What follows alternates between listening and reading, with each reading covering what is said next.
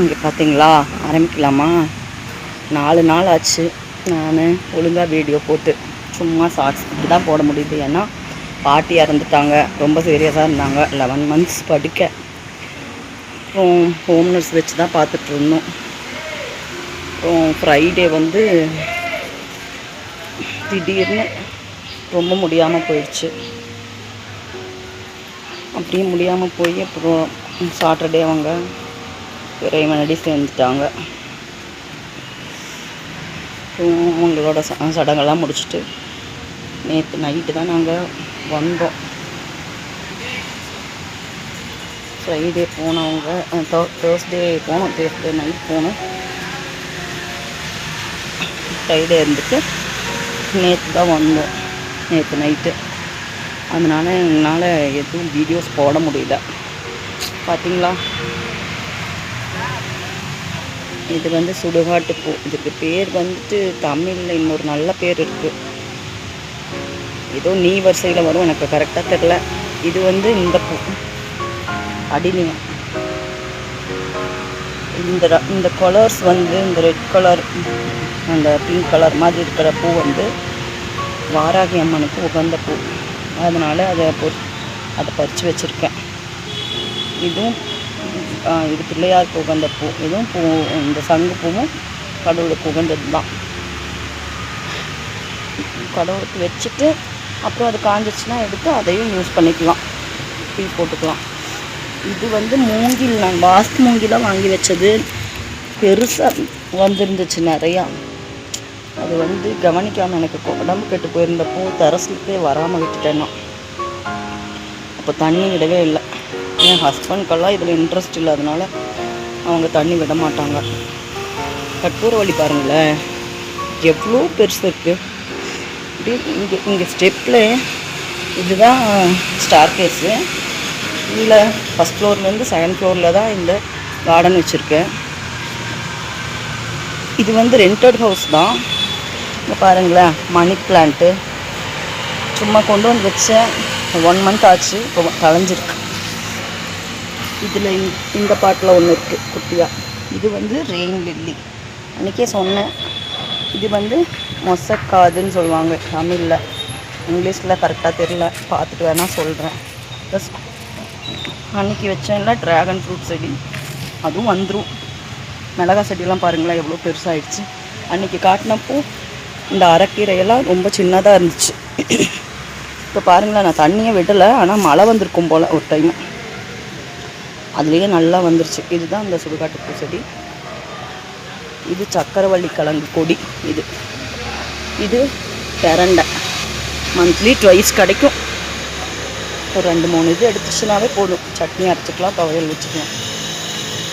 அதில் கோவை செடி இருக்குது பாருங்களேன், எவ்வளோ கீரை, ஒரு தடவை பொரியல் பண்ணுறதுக்கு ஆகும்.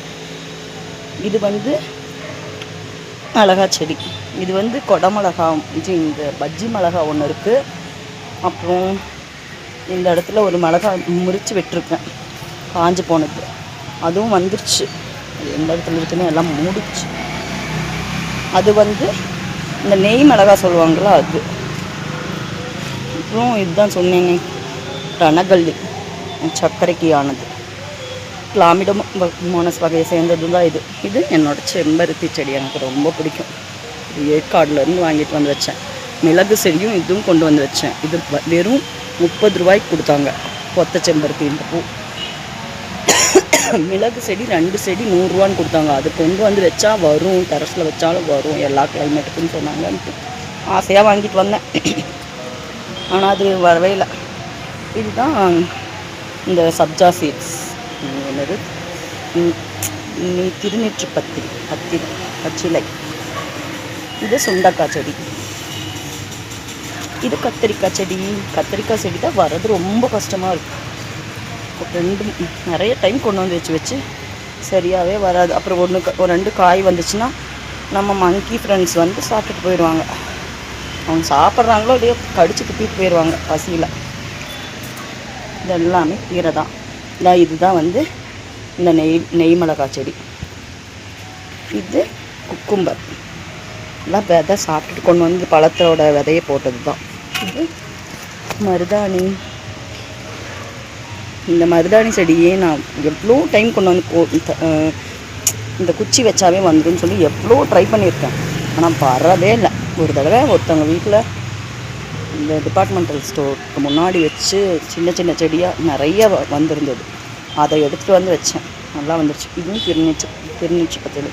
அது கூடவே இருக்கிறது தான் தூதுவளை. இது முறிச்சு விட்டுருந்தேன், இப்போது வந்துருச்சு, நல்லா பெருசாக இருந்துச்சு. இதுவும் குக்கும்பர் தான், குக்கும்பர். இதெல்லாம் கீரைங்க. இதில் ஒரு மல்லிகைப்பூ செடி பாருங்களேன், வச்சேன், தளைஞ்சிருச்சு, அழகாக தளைஞ்சிருச்சு. இது சங்குப்பூ. நல்லா இருக்கா என் கார்டன்? எல்லாம் பார்க்குறீங்க, வீடியோ பார்க்குறீங்க, ஷார்ட்ஸ் பார்க்குறீங்க, ஆனால் எனக்கு ஒரு கமெண்ட் பண்ண மாட்டேறீங்க. எனக்கு கீழே நல்லி பாருங்களேன், இது ரொம்ப மருத்துவ குணம் வாய்ந்தது இல்லையா?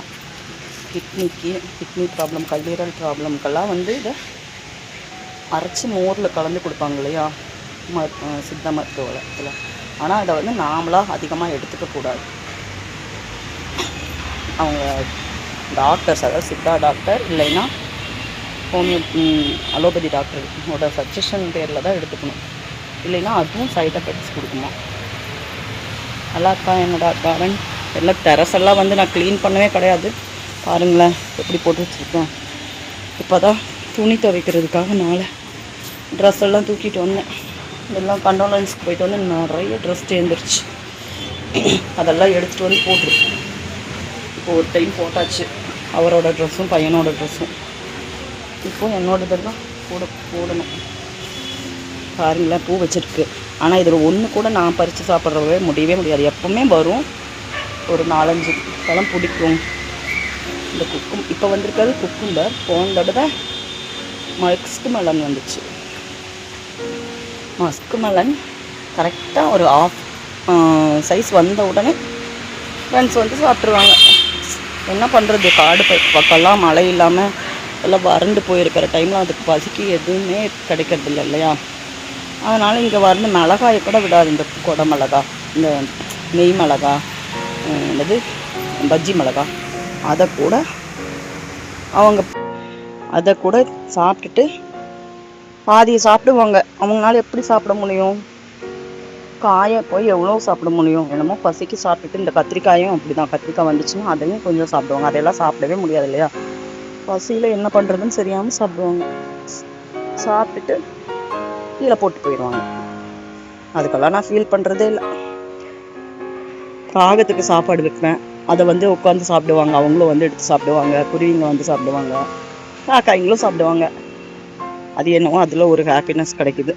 எதில் ஹாப்பினஸ் கிடைக்குதோ அதையும் நம்ம பார்த்துட்டு போயிட்டே இருக்க வேண்டியது தான். என்ன நான் சொல்கிறது?